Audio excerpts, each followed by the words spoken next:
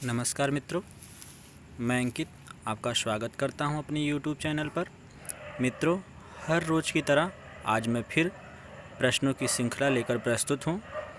मित्रों, जिसमें आपको कराया जाता है UPSC, UPPSC से जुड़े कुछ अहम प्रश्न। ये वो प्रश्न होंगे मित्रों जो एग्ज़ाम दृष्टि को देखते हुए बनाया गया है। 2021 एग्ज़ाम आपको पता है आने वाला है, जिसका डेट पोस्टपोन्ड कर दिया गया था। उसी एग्ज़ाम को देखते हुए ये प्रश्न श्रृंखला तैयार की गई है, जो बहुत ही अहम हो सकता है आपको स्कोर करने में, आपको मार्क्स दिलाने में। मित्रों, आइए बढ़ते हैं आज के पहले प्रश्न की तरफ। मित्रों, आज का पहला प्रश्न है, मणिपुरी संकीर्तन के संदर्भ में निम्नलिखित कथनों पर विचार कीजिए। नंबर 1 है, यह नृत्य और संगीत आधारित प्रदर्शन है। नंबर 2 है, प्रदर्शन में केवल झांझ संगीत वाद्य यंत्र का ही उपयोग किया जाता है। नंबर 3 है, इसमें भगवान कृष्ण के जीवन और कार्यों का वर्णन किया जाता है। उपयुक्त कथनों में से कौन सा कथन सत्य है, इसका आपको जवाब देना है। ऑप्शन ए है 1, 2 और 3। ऑप्शन बी है केवल 1 और 3। ऑप्शन सी है केवल 2 और 3। ऑप्शन डी है केवल 1। मित्रों, इसका सही जवाब ऑप्शन बी है, केवल 1 और 3। आइए बढ़ते हैं आज के दूसरे प्रश्न की तरफ।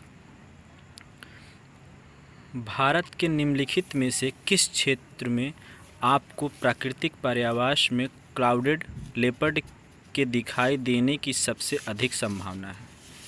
ऑप्शन ए है केरल। ऑप्शन बी है महाराष्ट्र। ऑप्शन सी है उत्तराखंड। ऑप्शन डी है मेघालय। इसका सही जवाब ऑप्शन डी है मेघालय। आइए आज बढ़ते हैं दूसरे प्रश्न की तरफ, तीसरे प्रश्न की तरफ।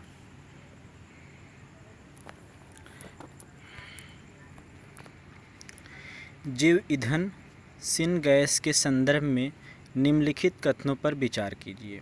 यह नगरपालिका के ठोस अपशिष्ट के तापीय अपघटन के परिणामस्वरूप उत्पन्न होती है। नंबर 2, इसमें ज़्यादातर मीथेन होती है और ऊर्जा घनत्व प्राकृतिक गैस के समान होती है। उपयुक्त कथनों में से कौन सा कथन सही है, इसका आपको जवाब देना है।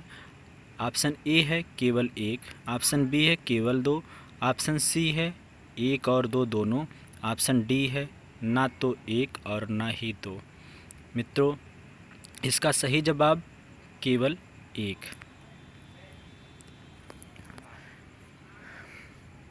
दार्जिलिंग और सिक्किम हिमालय के संबंध में निम्नलिखित कथनों पर विचार कीजिए। नंबर 1, इस क्षेत्र के ऊंचे इलाकों में लेप्चा जनजाति का निवास है। नंबर 2, यहाँ बने द्वारों का उपयोग चाय बागानों के विकास के लिए किया जाता है। इस क्षेत्र में वर्ष भर भली भांति वितरित वर्षा होती है। उपयुक्त कथनों में से सही जवाब दीजिए। ए केवल 1 और 2, बी केवल 2 और 3, सी केवल 1 और 3, डी 1, 2 और 3।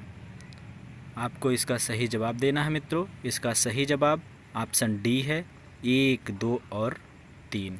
बढ़ते हैं अगले प्रश्न की तरफ, जो अंतिम होगा आज का प्रश्न। लोकसभा अध्यक्ष के संदर्भ में निम्नलिखित कथनों पर विचार कीजिए।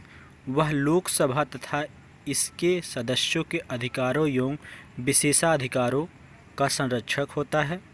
नंबर 2 है, उसे वरीयता क्रम में मंत्रिमंडल के सभी सदस्यों से ऊपर रखा गया है। नंबर 3 है, अध्यक्ष लोकसभा की किसी बैठक में पीठासीन नहीं हो सकता जब उसे हटाने का कोई संकल्प विचाराधीन हो। उपयुक्त कथनों में से कौन सा कथन सही है, इसका जवाब देना है। ऑप्शन ए है केवल 1। ऑप्शन बी है 1 और 2 दोनों।